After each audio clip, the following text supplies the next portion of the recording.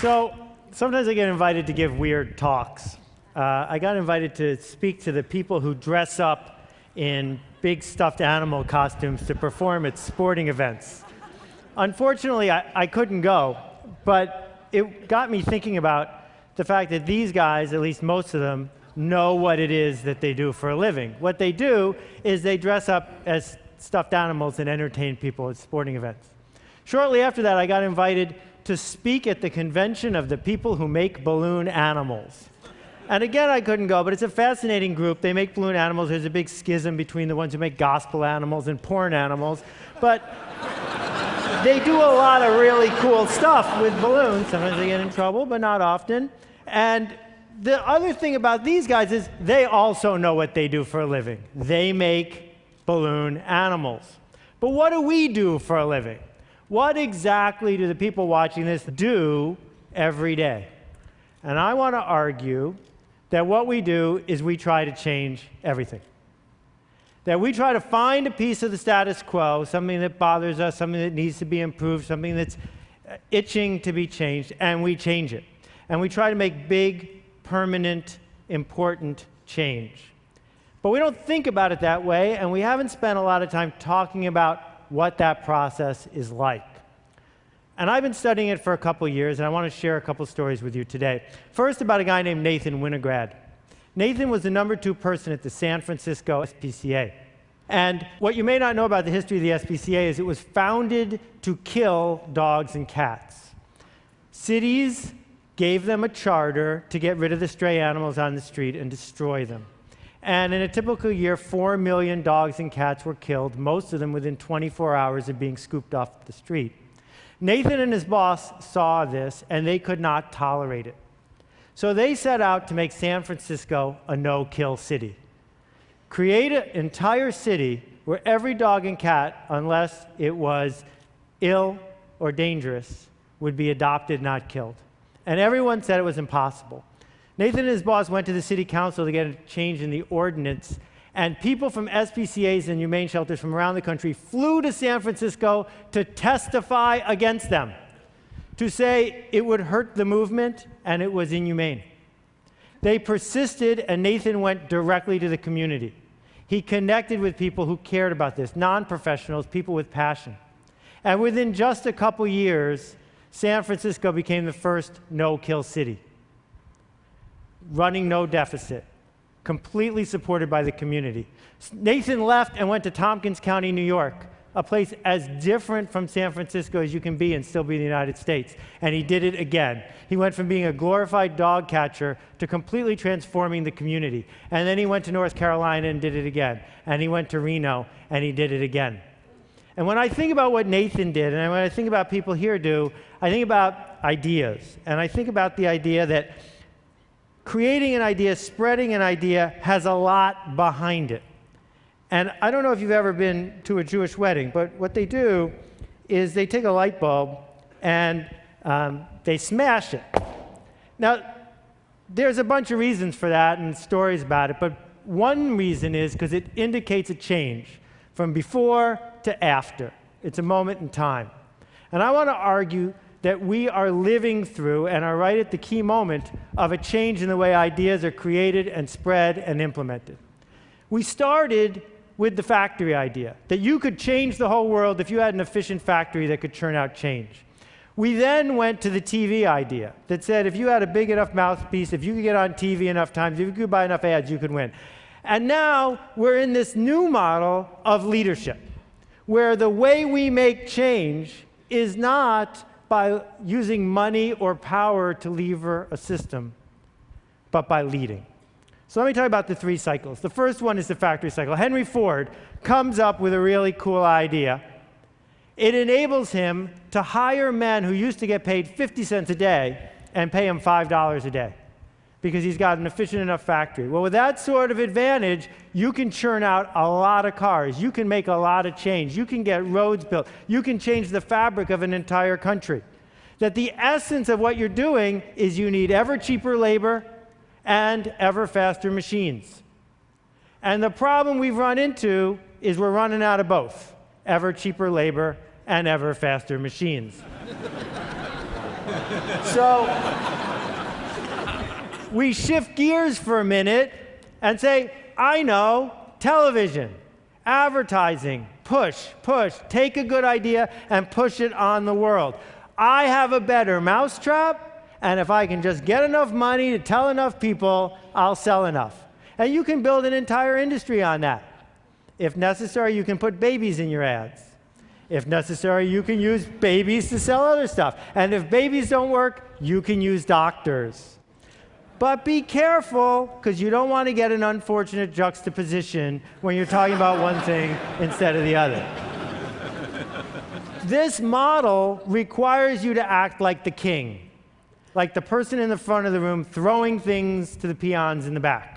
That you are in charge and you're going to tell people what to do next. That, the quick little diagram of it is you're up here and you are pushing it out to the world. This method, mass marketing, requires average ideas, because you're going to the masses, and plenty of ads.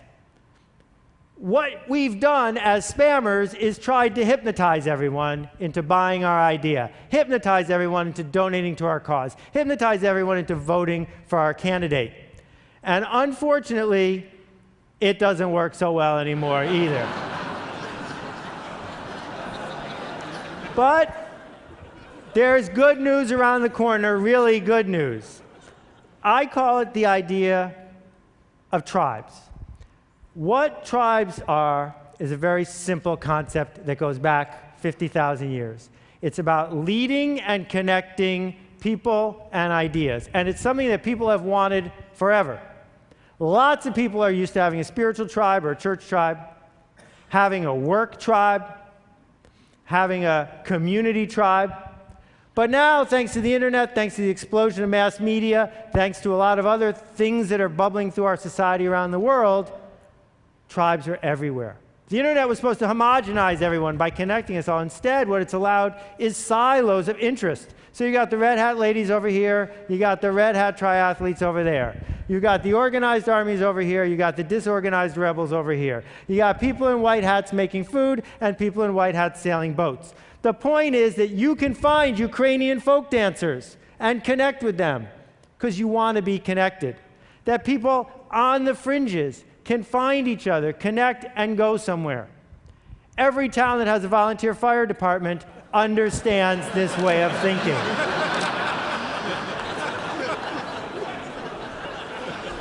Now, it turns out this is a legitimate non-photoshopped photo. People I know who are firemen told me that this is not uncommon, and that what firemen do to train sometimes is they take a house that's going to be torn down and they burn it down instead and practice putting it out, but they always stop and take a picture. So, the pirate tribe is a fascinating one. They got their own flag, they got the eye patches. You can tell when you're running into someone in a tribe. And it turns out that it's tribes, not money, not factories, that can change our world, that can change politics, that can align large numbers of people. Not because you forced them to do something against their will, but because they wanted to connect. That what we do for a living now, all of us, I think, is find something worth changing and then assemble tribes that spread the idea, and it becomes something far bigger than ourselves. It becomes a movement. So, when Al Gore set out to change the world again, he didn't do it by himself, and he didn't do it by buying a lot of ads. He did it by creating a movement. Thousands of people around the country who could give his presentation for him, because he can't be in 100 or 200 or 500 cities in each night. You don't need everyone. What Kevin Kelly has taught us is you just need, 1,000 true fans, 1,000 people who care enough that they will get you the next round and the next round and the next round. That means that the idea you create, the product you create, the movement you create isn't for everyone. It's not a mass thing. That's not what this is about. What it's about instead is finding the true believers. It's easy to look at what I've said so far and say, wait a minute, I don't have what it takes to be that kind of leader. So here are two leaders. They don't have a lot in common. They're about the same age, but that's about it.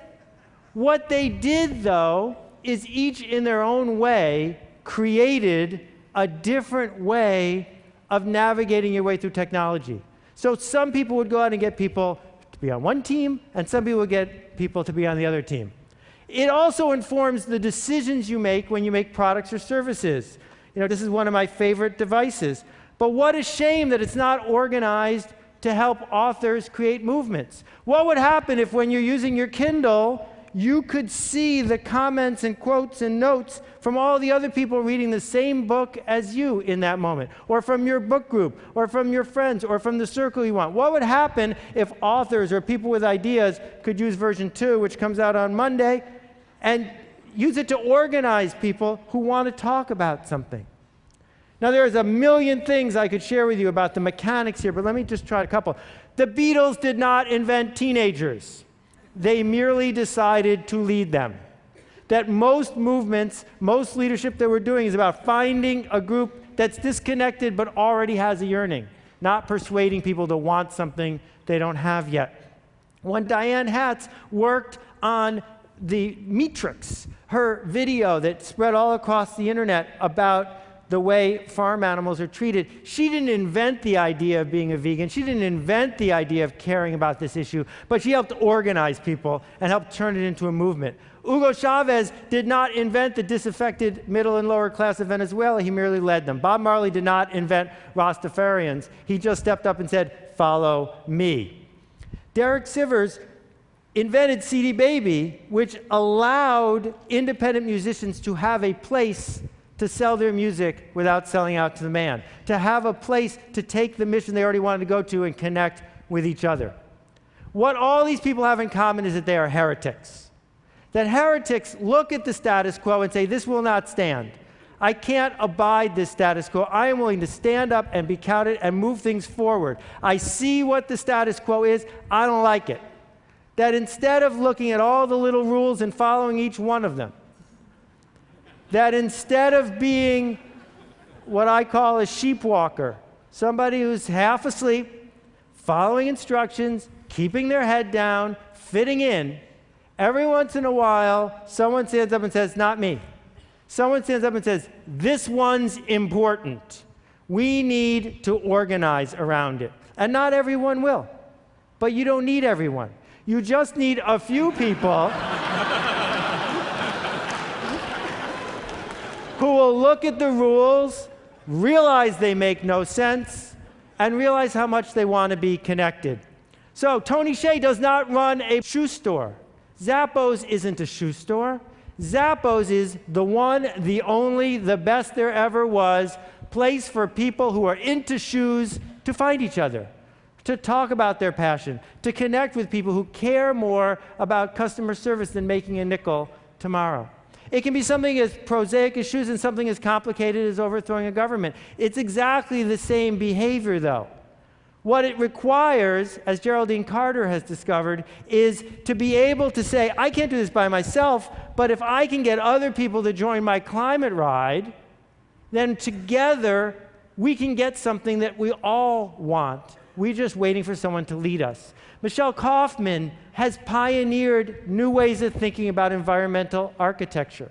She doesn't do it by quietly building one house at a time. She does it by telling a story to people who want to hear it, by connecting a tribe of people who are desperate to be connected to each other, by leading a movement and making change. And around and around and around it goes. So 3 questions I'd offer you. The first one is, who exactly are you upsetting? Because if you're not upsetting anyone, you're not changing the status quo. The second question is, who are you connecting? Because for a lot of people, that's what they're in it for. The connections that are being made one to the other. And the third one is, who are you leading?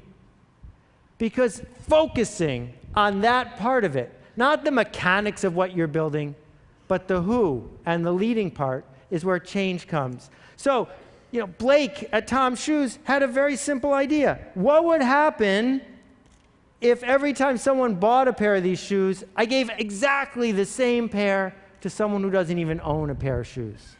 This is not the story of how you get shelf space at Neiman Marcus. It's a story of a product that tells a story. And as you walk around with this remarkable pair of shoes and someone says, what are those? You get to tell the story on Blake's behalf, on behalf of the people who got the shoes. And suddenly it's not one pair of shoes or 100 pairs of shoes, it's tens of thousands of pairs of shoes. My friend Red Maxwell has spent the last 10 years fighting against juvenile diabetes. Not fighting the organization that's fighting it, fighting with them, leading them, connecting them, challenging the status quo because it's important to him. And the people he surrounds himself with need the connection. They need the leadership. It makes a difference. You don't need permission from people to lead them. But in case you do, here it is. They're waiting, we're waiting for you to show us where to go next. So here's what leaders have in common. The first thing is they challenge the status quo. They challenge what's currently there. The second thing is they build a culture, a secret language, a 7-second handshake, a way of knowing that you're in or out. They have curiosity about the people in the tribe, curiosity about outsiders. They're asking questions. They connect people to one another. Do you know what people want more than anything? They want to be missed. They want to be missed the day they don't show up. They want to be missed when they're gone. And tribe leaders can do that. And it's fascinating because all tribe leaders have charisma, but you don't need charisma to become a leader. Being a leader gives you charisma. And if you look and study the leaders who have succeeded, that's where charisma comes from the leading. And finally, they commit. They commit to the cause, they commit to the tribe, they commit to the people who are there. So I'd like you to do something for me, and I hope you'll think about it before you reject it out of hand. What I want you to do, it only takes 24 hours, is create a movement. Something that matters. Start. Do it. We need it. Thank you very much. I appreciate it. Thank you.